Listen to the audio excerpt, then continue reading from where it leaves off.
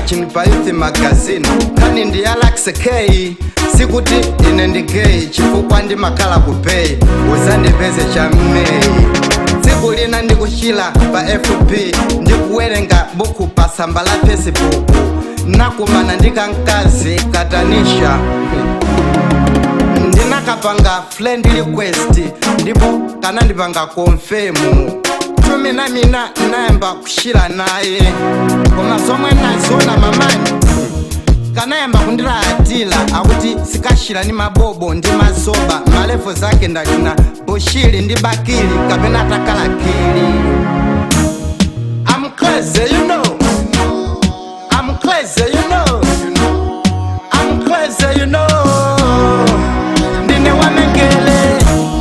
I'm crazy, you know. I'm crazy, you know.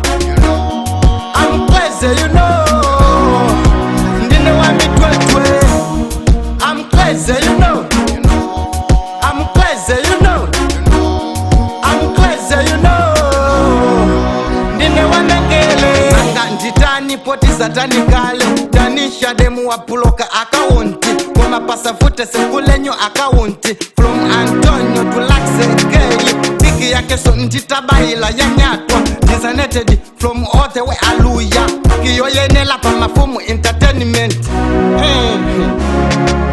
After 2 days in the one FB chat nangoona ka message from the messenger kanali kankazi gachakana lalata ngati malata no mata ndilibe mata chifukwa ndimata na makemela kuti ndigwile bele kapena nditele kapena motele music zanu mumapala mboni matabwa mukuchita kudabwa ngati geli yakabwabwa si chifukwa choti ndimadana ndizachamba sindimafuna kunditengela wamba wamba otherwise pita ukavale lamba. What's I gonna do? What's I gonna you, Nisha? Don't lose hope with my old style. I'm traveling for a long mile. I just want to make you feel high. I'm crazy, you know. I'm crazy, you know. I'm crazy, you know. Ndine wa Mengele.